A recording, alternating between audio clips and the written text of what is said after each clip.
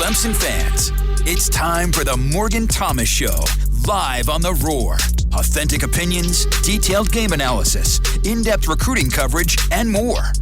Now, here's your host, Morgan Thomas. What's up, everybody? It's Thursday night, and you know what that means, the Morgan Thomas Show. I'm joined here by Ramona as my producer. Thank you so much, Ramona, for producing the show. Looking forward to talking more Clemson football as you are on your way home or heading out to dinner, whatever you may be doing tonight. I've been here since Mickey Plowler's show this morning, 6 a.m., trying to make sure that you get the best sports coverage in the upstate and local content. So making sure that when you wake up early, I'm here to greet you. And now as you're going to dinner, I'm here to greet you as well. So thank you for tuning in. Again, The Morgan Thomas Show every Thursday night, 7 p.m. to 8 p.m. and then followed by the Jacksonville Jaguars Coaches Show, preceded by Mr. Walt Deptula, my best friend. Thank you so much, Walt, for your show every single week. All right, so let's get into it. And let me introduce in my co-hosts for the night. They're always my co-host on YouTube. You know them.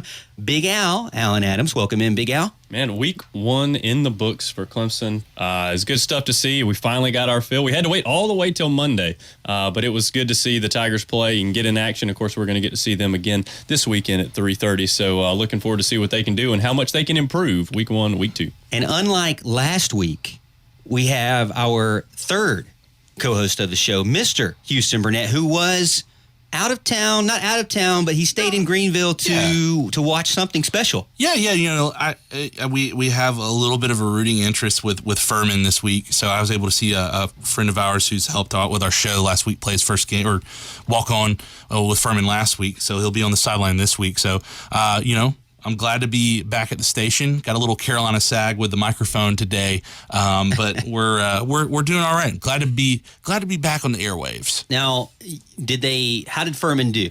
They won 52-0. It was a bludgeoning of a very meager North Greenville team. 52-0. They won. They just destroyed. I thought North Greenville was like a powerhouse here.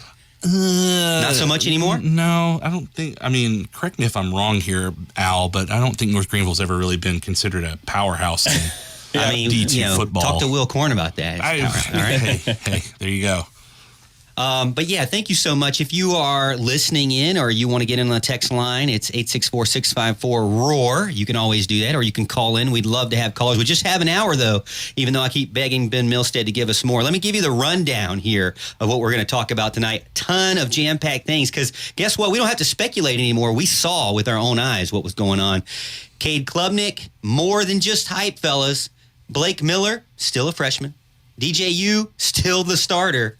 And man, Clemson has more choices at the slot position this year than they did last year, which is, in my opinion, a good thing. But I wanted to start this off with none of those topics. Alan, you're probably not surprised here. None of those topics. Because what I want to talk about was, what was the score, Al? What was the score of Clemson versus Georgia Tech? I believe the final was 41-10. I heard that somewhere before. 41-10. Now, if you are a loyal listener to the show, watcher of the YouTube, you will know that I'm not always right. But when I am right, I'm going to make sure I remind you. I said last week 41-10. Alan said 41-13, which, by the way, they did miss a field goal. They did indeed. So you almost had it. Two solid guesses. So great job for both of us. Pat on the back for both co-hosts here. Houston, you weren't there, so, I had if you read rubbingtherock.com, I did have a score prediction. Cade Klubnik's last drive kind of put the nail in that coffin. I had 34-10, but I couldn't be happier for that extra 7 on the board. Only 34 points for your favorite team. How dare you? Really? How dare you? Conservative pick. Let's get into Cade Klubnik is more than the hype. Now, seriously here. He took over late in the fourth quarter, and I want to be honest here. Now, it's kind of hard to nitpick a game after that because they literally won. They beat the spread, 22 points, 22 and a half, depending on where you went. They beat the spread, and they covered almost single-handedly covered the over. So I think it was like 49 points. So, great job all around for the Tigers, albeit nationally, they're still getting a lot of, flack from the national media. A lot of people saying, the offense still doesn't look any better, which I completely disagree with. But talking about Cade Klubnik, I got to be honest because I don't think anybody has really said this yet. But when he came out in the fourth quarter, Al, we thought that he would come out and he would be out there, maybe second quarter, early third quarter. We thought that he would be used a lot earlier than the very last series of the game. Right. So that first threw me off. The second thing that threw me off, I want to get your comments on this. He was not really paired with like second stringers. I mean, he basically had a bunch of third string. He had second string offensive line, fourth string running back, third string tight end, and third string-ish wide receivers. So I was like, wow, this, I'm not saying that they were trying to set him up for failure or anything, but I just feel like, it was kind of the end of the game. It was kind of that mop-up time, right, as people like to say. But so at first I was like, what is Cade really going to be able to do with this? This is like the spring game lineup, right? Sure. But, man, that young man took that ball and went down the field. Wow. And scored a touchdown with ease. So my eyes was definitely big after that because I was like, wow, he did it, even though I felt like the odds were against him compared to what he was, what the roster that was out there. Sure, yeah, and of course, when we predicted he would come in the second quarter, or maybe the early third quarter, I think we were both believing Clemson was going to be up by a little more than what they were at that time. Obviously, this was a close game going into the third, so they really had to kind of stick with what they were doing. But yeah, Cade had some things in my opinion, he needed to clean up. There were a couple of throws that I think he could have done better. Maybe one of them he might not even should have thrown, depending on who you ask. He ran a route to the sideline. He kept running, looking for somebody open. Eventually, he just threw it away, which was a smart play at that time. I honestly thought he was going to turn upfield and make a play. We've been hearing about how fast he is and how much he likes to run. Really thought he was going to, turn upfield for just a couple yards. He didn't need, I think it was, he needed 1 or 2 yards for the first down. But he looked really good, as you said, and he was with the third and fourth stringers, as you had already mentioned. I mean, that's impressive because we've seen that at Clemson before. We've seen them come in late in games. The play calling gets ultra conservative. They just want to hand the ball off and whatnot. And he came in. They let him make some plays. They opened up the playbook a little bit for him. It was awesome. Now, a lot of people said, now let me go back to his stats. 4 for 6, 49 yards, 1 touchdown, and 94.6 QBR, according to ESPN.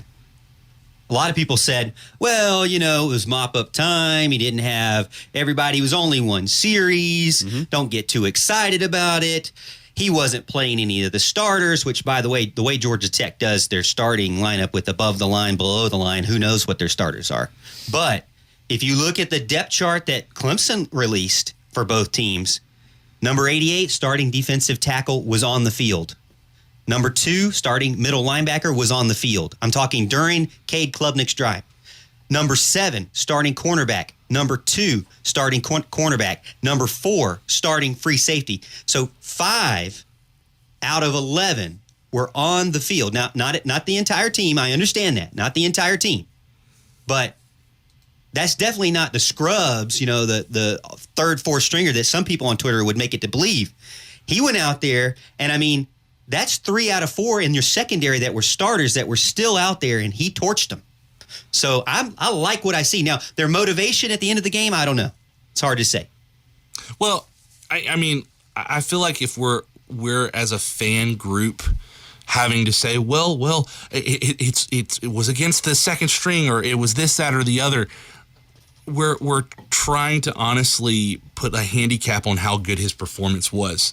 Look, there is no denying the eye test with this, that he looked incredible. Like, he looked like the 5-star, the guy that everybody wants him to be. And I think it's funny, there's several outlets that are like, look, he's not Trevor or he's not Deshaun. Of course he's not.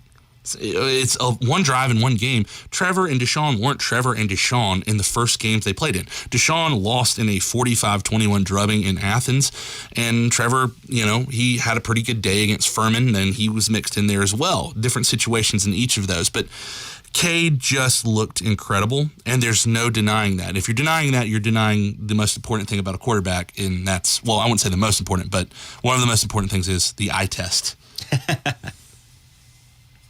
Hey, look, we're going to get to a caller. It looks like we have OGs on the line, so let's see what OGs has to say. OGs, you're on your air. Oh, geez. What? Oh, geez, I'm worried about this. Yeah. Yeah, you better be. What's up, Morgan Thomas? Jackson Brown, what's up, baby? You talking all that trash. Come on now. Wait a minute.